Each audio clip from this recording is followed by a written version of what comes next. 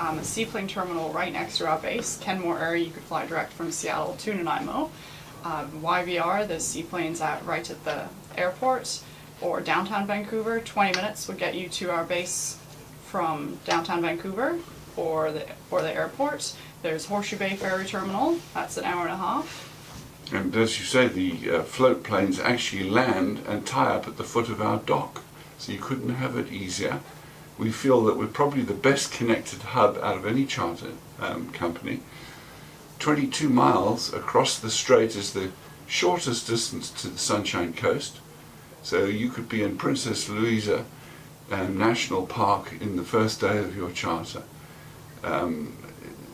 We're also at the head of the Gulf Islands, right at the top, and so that a beautiful springing off place, and that follows our caption to say, yes, we're already there.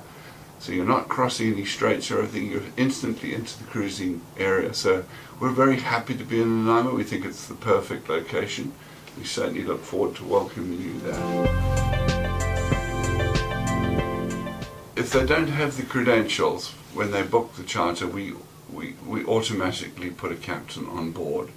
And folks that have never done this sort of thing before are grateful for that, because the captain will stay with the boat and make you feel as comfortable as possible, so that you can, if you wish to or are able to continue on your own, you can. But generally speaking, for folks first time off, the captain will stay with you, and by the time you've done your week or 2 week charter, you are ready to go alone. But we don't, as a rule, put people out without that sort of experience or support. So support is there for those that want it. You can charter for a week or 2 weeks or even more if you wish. There's no restriction on the length of charter. Sometimes folks take our charter boats and they'll go up to Alaska, and that's quite doable. So no, there's no limit on the charter length. You've just got to book early. So we have direct flights from Calgary, Edmonton, Vancouver, into our Nanaimo Airport. We'd pick you up from the ferry, you and your group. Obviously we provide full linen, dinghy, outboards all included. We have a courtesy vehicle if you want to go do your own shopping at the butcher, the liquor store, bakery, all that's up the road. Otherwise you could order your provisioning ahead of time and it would be on your boat when you get here. A lot of people use that service. Mm-hmm. We give them a provisioning list, along with their booking details and their paperwork, and they just tick the box, and there's no grocery shopping when they arrive. Everything's put into the freezers and it's put onto the boat, so they can literally get on, and especially if they have a captain on board, they're off sailing the moment they get here. So that's an advantage.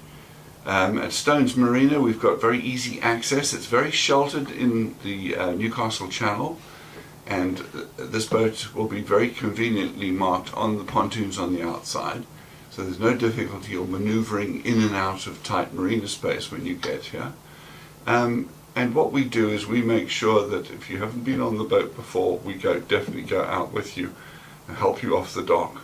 And when you come back, we're there to make sure that we meet you and bring you back onto the dock.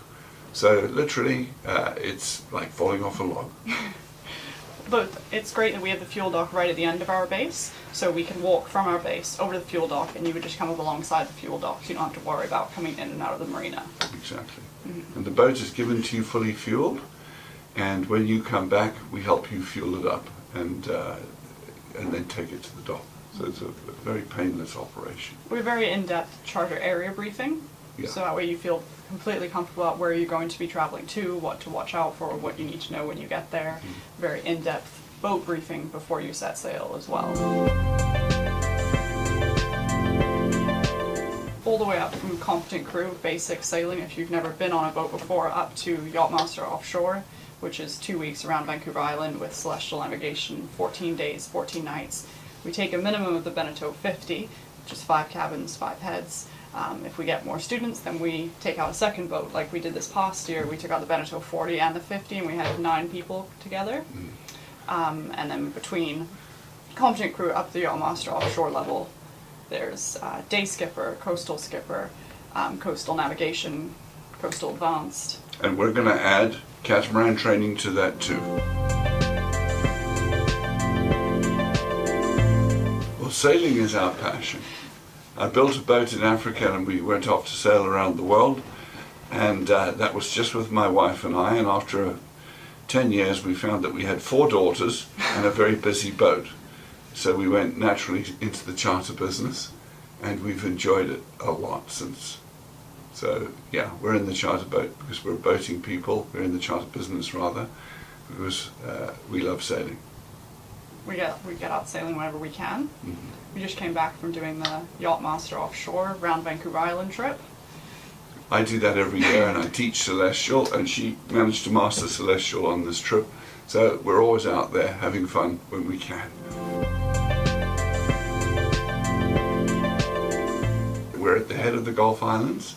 For those folks that haven't been in this area before, that's a wonderful starting point. Literally less than 45 minutes from our base, and you're through Dardanelles and into the Gulf Islands. And there are hundreds of islands with fantastic destinations. So that is a natural starting point, and you are literally in the islands in less than an hour from your departure.